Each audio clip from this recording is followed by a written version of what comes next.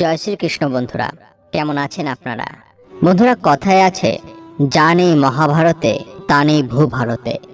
এই প্রবাদ বাক্য আমাদের জীবনের প্রতিটি পদক্ষেপে প্রাসঙ্গিক। কারণ মহাভারত এমনই একটি গ্রন্থ, যে গ্রন্থে মানুষের জীবনের প্রতিটি দিক যেমন বর্ণনা করা হয়েছে, তেমনি গ্রন্থের বিভিন্ন ঘটনা ও কথা জীবনের একটি অমূল্য শিক্ষা হিসেবে প্রযোজ্য। ভালো বা মন্দ এমন কোনো মানবিক আবেগ নেই যা মহাভারতে উল্লেখ নেই। ভালো মন্দ, হিংসা, ঘৃণা, অহংকার, প্রেম, সুখ, বৈষম্য, বৈরিতা ইত্যাদি সব ধরনের আবেগই মহাভারতের চরিত্রগুলিতে পাওয়া যায়। তাই আজ আমরা মহাভারত থেকে শিখব আমাদের জীবনে কি করা উচিত এবং কি করা উচিত নয়। সম্পূর্ণ মহাভারতের 10টি মূল সার কথাকে এই ভিডিওতে তুলে ধরতে চলেছি, যা যদি আমরা নিজেদের জীবনে সবসময় মেনে চলতে পারি, তাহলে আমরা জীবনে কখনো দুঃখের সম্মুখীন হব না, বা যদি সমস্যার সম্মুখীন হইও, তাহলে সেসব সমস্যা থেকে বেরিয়ে আসার শক্তি নিজেদের মধ্যেই পাব। তাই আজকের এই ভিডিওটি শেষ পর্যন্ত অবশ্যই মনোযোগ সহকারে দেখবেন। বন্ধুরা, ভিডিওটিতে এগোনোর আগে আপনাদের কাছে একটু অনুরোধ রাখছি। আপনারা যদি এই চ্যানেলে প্রথমবার এসে থাকেন, তাহলে অবশ্যই চ্যানেলটি সাবস্ক্রাইব করবেন এবং বেল বাটনটি অন করে দেবেন, যাতে সমস্ত ভিডিওর নোটিফিকেশন আপনার কাছে পৌঁছে যায়। ভিডিওটি দেখে ভালো লাগলে অবশ্যই একটি লাইক করবেন এবং সবাইকে শেয়ার করবেন, যাতে তারাও ভিডিওটি দেখে উপকৃত হয়, এবং কমেন্টে জয় শ্রীকৃষ্ণ লিখতে ভুলবেন না। এবার আসুন ভিডিওটি শুরু করা যাক। প্রথমে আমরা মহাভারতের প্রধান 8টি চরিত্র থেকে জেনে নেব জীবনে কোন ভুলগুলো কখনো করা উচিত নয়। 1. যুধিষ্ঠিরের মতো জুয়া খেলো না। শকুনির পাশার চালে যুধিষ্ঠির নিজের সর্বস্ব হারিয়ে হয়ে গেছিলেন পথের ভিখারি, এমনকি ভাইদের বাজি রেখে হেরেছেন। অবশেষে শকুনির পরামর্শে পণ হিসাবে রাখলেন দ্রৌপদীকে, হারালেন তাকেও। একজন মানুষ যতই ক্ষমতাবান, ধনী কিংবা মহান হোক না কেন, একটি ভুল তাকে রাস্তায় নামাতে পারে। জুয়া খেলার মতো বদ অভ্যাসের কারণে যুধিষ্ঠিরও নিজের স্ত্রীকে হারিয়েছিল। তাই অল্প সময়ের জন্য ভুল কাজ কখনো করবেন না। 2. কর্ণের মতো দুষ্ট ব্যক্তির অনুগ্রহ নেবেন না। ধৃতরাষ্ট্রের প্রদত্ত বর ব্যবহার করে দুর্যোধন কর্ণকে অঙ্গরাজ্যের রাজা বানিয়েছিলেন, যাতে তাকে অর্জুনের সমতুল্য বলে গণ্য করা হয়। তাই কর্ণ দুর্যোধনের প্রতি আজীবন আনুগত্য বন্ধুত্ব পালন করার প্রতিশ্রুতিবদ্ধ হয়ে পড়েন। কিন্তু আসলে দুর্যোধন কর্ণকে পাণ্ডবদের বিরুদ্ধে অস্ত্র হিসাবে ব্যবহার করতে চেয়েছিলেন। কর্ণ দুষ্ট দুর্যোধনকে সাহায্যের প্রতিদান দিতে গিয়ে অধর্মের সঙ্গ দেন। কর্ণ অর্জুনের চেয়ে শক্তিশালী তীরন্দাজ ও যোদ্ধা ছিলেন, কিন্তু দুর্যোধনের খারাপ সঙ্গের কারণে অধর্মের হয়ে যুদ্ধ করেছিলেন তিনি। এই কারণেই তার সব কাজই পণ্ড হয় নিজ গুণে, মৃত্যুও হয় তার নিজের ভুলেই।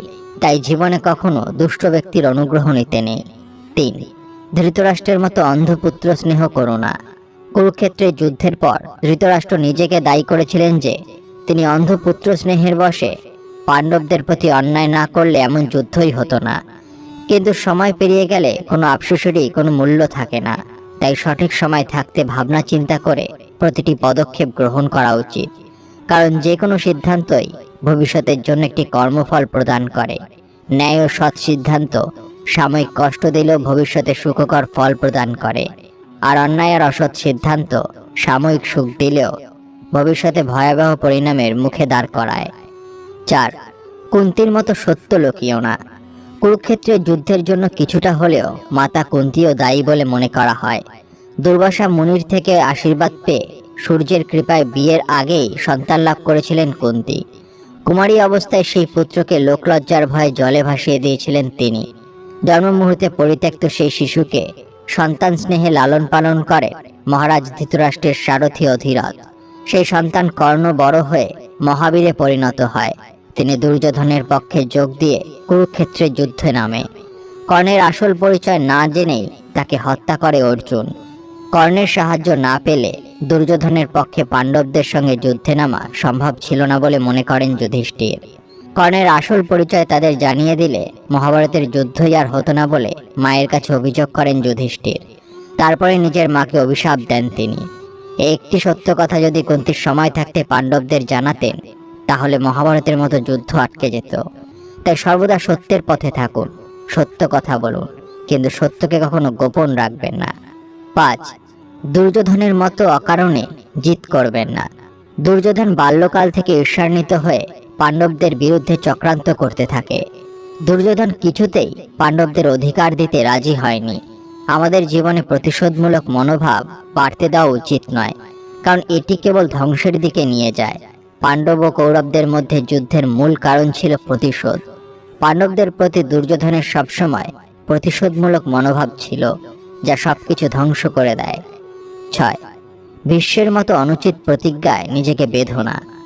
ভীষ্ম পিতামহ শান্তনুর সঙ্গে সত্যবতীর বিবাহ দেওয়ার জন্য ব্রহ্মচর্য একজন দাসের মতো জীবন পালন করার প্রতিজ্ঞা করেছিলেন, কিন্তু তখন তিনি ভবিষ্যৎ সম্পর্কে অবগত ছিলেন না। পরবর্তীকালে যখন সত্যবতীর 2 সন্তান মারা যায়, তখন সত্যবতী অনুরোধ করলেও তিনি নিজের প্রতিজ্ঞা থেকে সরে আসেননি। আবার দ্রৌপদীর বস্ত্রহরণের সময়ও তিনি বাধা দান করেননি।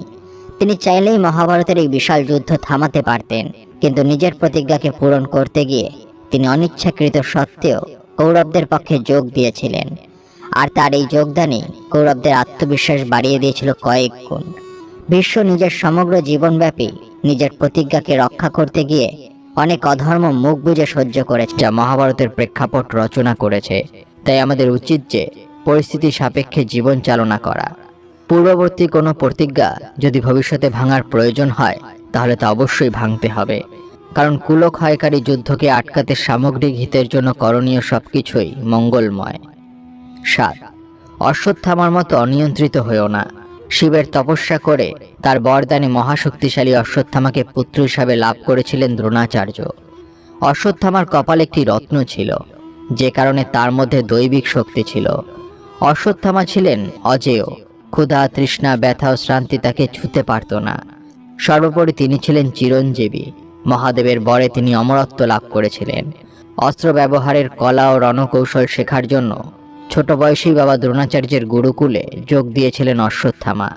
কিন্তু মহাদেবের আশীর্বাদ ও দ্রোণাচার্যের মতো পিতা থাকা সত্ত্বেও সে পাণ্ডবদের তুলনায় কৌরবদের, বিশেষ করে দুর্যোধনের বেশি কাছের হয়ে ওঠেন এবং অধর্মের পথে চালিত হন। পরবর্তীকালে মহাভারতের যুদ্ধে দ্রৌপদীর পুত্রদের ঘুমের মধ্যে হত্যা করে অশ্বত্থামা যুদ্ধের নিয়ম লঙ্ঘন করেন।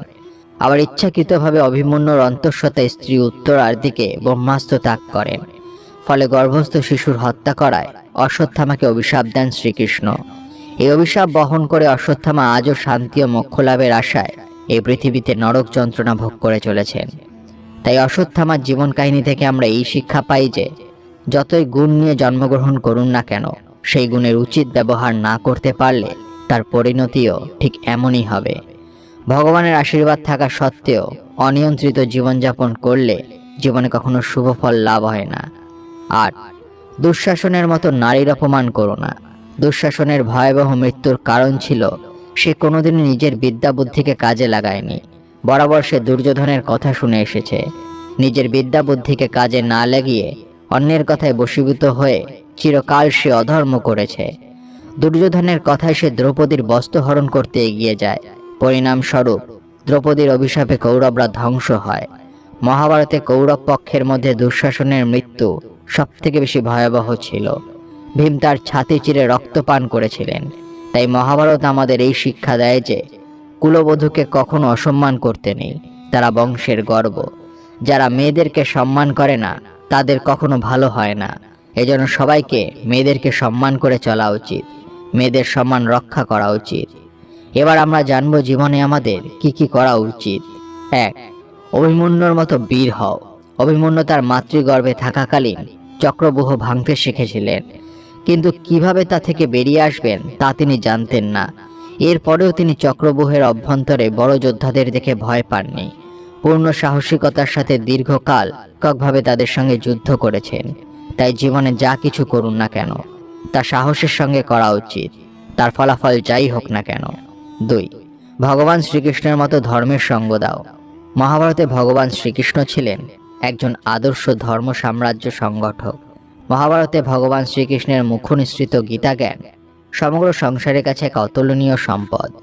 মহাভারতে ভগবান শ্রীকৃষ্ণ যে সামাজিক কর্তব্যবোধ ও বিচক্ষণ রাজনৈতিক দূরদর্শিতার দৃষ্টান্ত স্থাপন করেছিল, পরবর্তীতে সেই আদর্শেই অনুপ্রাণিত হয়ে মহারানা প্রতাপ ও ছত্রপতি শিবাজির মতো হিন্দু বীরেরা ধর্ম রক্ষার নিমিত্তে নির্দ্বিধায় আত্মবলিদান দিয়েছিলেন। এই জগৎ সংসার ধর্মের উপরে প্রতিষ্ঠিত। ধর্মের দ্বারাই মানুষের জীবনে সার্থকতা আসে। ধর্মই চরিত্র গঠনের একমাত্র সহায়ক, তাই প্রতিটি মানুষের প্রধান কর্তব্য ধর্মের পথে চলা। 3. অর্জুনের মতো নিজেকে ভগবানের কাছে সমর্পণ করো। অর্জুন ভগবান শ্রীকৃষ্ণের নিকট সম্পূর্ণভাবে নিজেকে সমর্পণ করে বলেছেন, আমি আপনার শিষ্য, আপনার শরণাগত। যদি আমরাও এভাবে ভগবানের শরণাগত হই, তাহলে হয়তো আমরাও ভগবানের কিছু অংশ দর্শন করতে পারবো। বন্ধুরা, ভিডিওটি দেখে যদি ভালো লাগে তাহলে অবশ্যই একটি লাইক করবেন এবং সবাইকে শেয়ার করবেন, যাতে তারাও ভিডিওটি দেখে উপকৃত হয়।